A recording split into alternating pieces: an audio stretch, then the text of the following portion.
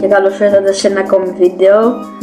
Ξέρω έχω καιρό να ανεβάσω, αλλά νομίζω ήρθε η στιγμή να κάνουμε ένα βίντεο σχετικά με το παιχνίδι που έχει να αντιμετωπίσει ο Ολυμπιακός για την έκτη αγωνιστική του UEFA Champions League για τη League Phase με την Kairat Almaty.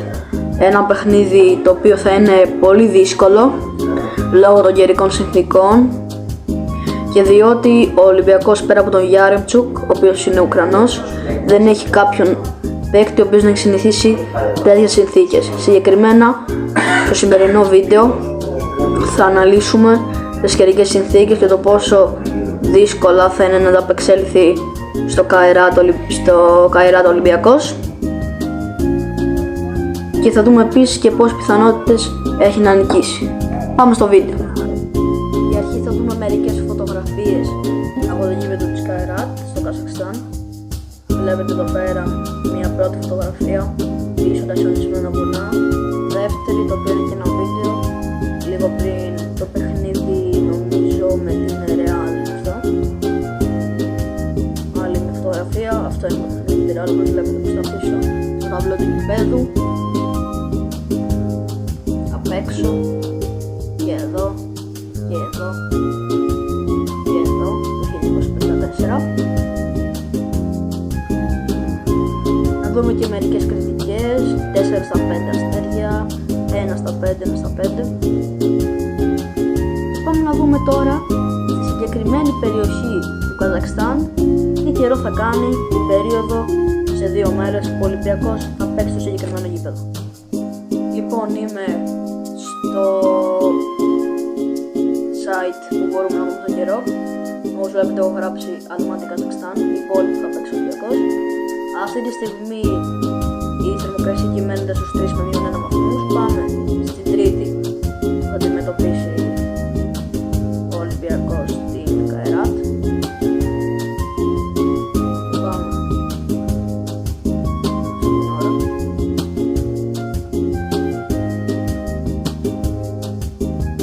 Βλέπετε πως η θερμοκρασία θα είναι στους 3 βαθμούς.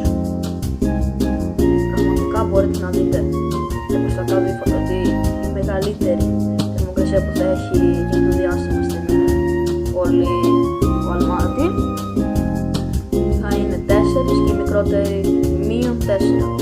Οπότε όπως μπορείτε να φανταστείτε, ένα γήπεδο με καουτσούκ, όχι κανονικό χορτάρι, με τόσο πολύ χαμηλή θερμοκρασία θα παγώσει.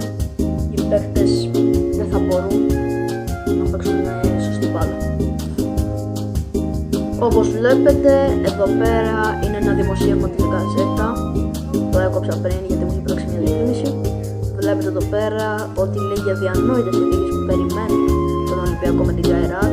Το φτερό θα είναι το κρύο την ημέρα που ο Ολυμπιακός θα φιλοξενεί την Kairat Almaty στο γήπεδο Αστάνα στο Καζακστάν για το Champions League.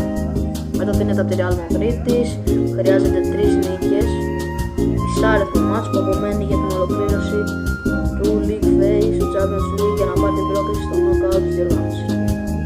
Αυτό είναι και το σενάριο το οποίο έχει ο Ολυμπιακός μετά την ήττα από την Real Madrid για να περάσει στην επόμενη φάση. Για να συμβεί αυτό θα πρέπει να περάσει από τις έδρες των Kairat και Ajax να νικήσει το Feyenoord και Leverkusen. Πολύ δύσκολα πράγματα, πολύ δύσκολο πρόγραμμα για να περάσει έτσι όπως έχει γίνει πλέον, είναι ο μονόδρομος. Όμως όλα πρέπει να ξεκινήσουν με νίκη στο Καζακστάν.